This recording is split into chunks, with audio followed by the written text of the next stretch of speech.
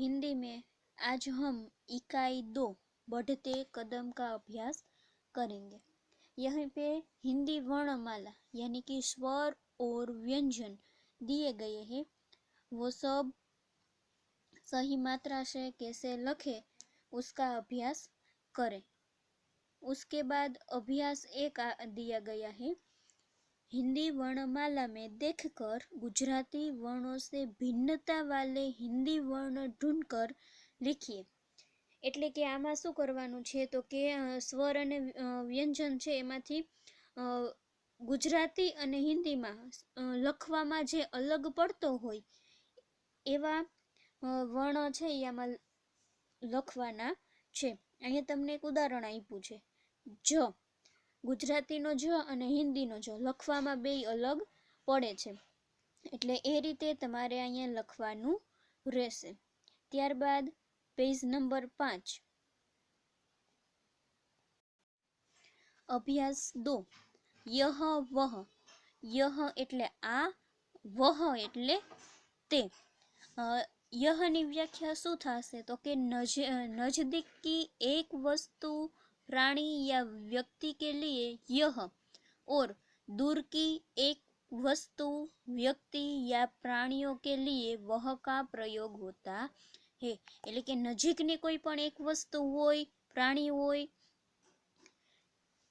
કે વ્યક્તિ હોય એના માટે યહનો ઉપયોગ થાય, અને દૂરની કોઈ પણ વસ્તુ વ્યક્તિ કે પ્રાણી માટે વહનો ઉપયોગ થાય છે।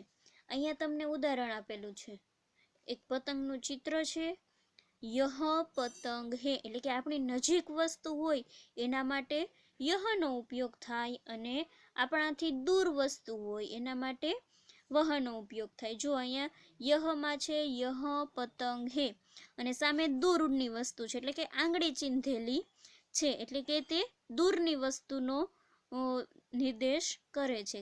વહ પતંગ હે એટલે કે તે પતંગ છે।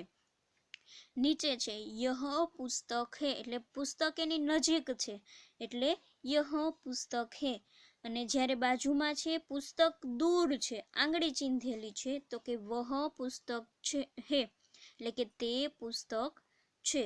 નીચે આપેલું છે કે यह घोड़ा है એટલે કે આ ઘોડો છે। હવે દૂરની વસ્તુ છે કે वह घोड़ा है એટલે કે તે ઘોડો છે। ત્યારબાદ અભ્યાસ 3 છે કે ये है, यह है અને ये है।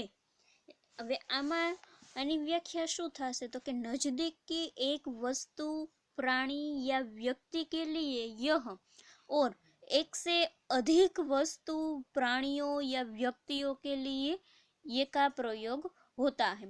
એટલે કે નજીકની કોઈ પણ એક વસ્તુ હોય, વસ્તુ પ્રાણી અથવા તો વ્યક્તિ હોય એના માટે યહનો ઉપયોગ થાય, અને એક કરતા વધારે વસ્તુ નજીકની જ એક કરતા વધારે વસ્તુ હોય એના માટે येનો ઉપયોગ થાય છે। અહીંયા આપેલું છે કે यह लड़का है એટલે કે આ છોકરો છે। બાજુમાં આપેલું છે કે ये लड़के है એટલે કે આ છોકરાઓ છે, એટલે કે એક વચન બહુવચનનો નિયમ અહીંયા આવ્યો। એક વચન બહુવચન લખવા ટાઈમે પણ ધ્યાનમાં રાખવું જોશે કે હેની ઉપર ડબલ માત્ર અને મીંડું એટલે કે બહુવચનનો ત્યાં પ્રયોગ કરેલો છે। આપણે એક વચન બહુવચનના નિયમ છે પહેલા સત્રમાં સમજી ગયા છીએ। નીચે આપેલું છે કે यह हाथी है એટલે કે આ હાથી છે। ये हाथी है એટલે કે હાથીનું बहुवचन हाथी જ થશે એટલે કે આ હાથી છે। यह लड़की है એટલે કે આ છોકરી છે। ये लड़कियां है એટલે કે આ છોકરીઓ છે। यह माला है આ માળા છે। ये मालाएं है એટલે કે આ માળાઓ છે। ત્યારબાદ પેજ નંબર 6 यह पुस्तक है એટલે કે આ પુસ્તક છે। ये पुस्तकें है એટલે કે આ પુસ્તકો છે। ત્યારબાદ અભ્યાસ 4 वह है वे है। એટલે એની વ્યાખ્યા એમ થશે कि दूर की एक वस्तु प्राणी या व्यक्ति के लिए वह और एक से अधिक पण दूर की एक से अधिक वस्तुओं प्राणियों या व्यक्तियों के लिए वे का प्रयोग होता है।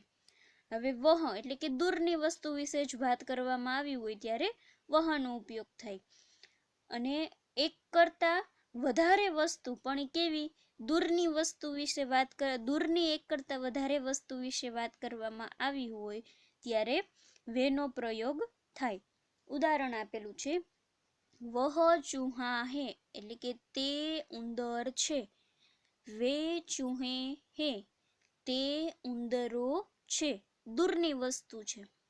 વહ માલી હે એટલે કે તે માળી છે, વે માલી હે એટલે કે માલીનું માલી જ બહુવચન થશે એટલે કે તે માળી છે।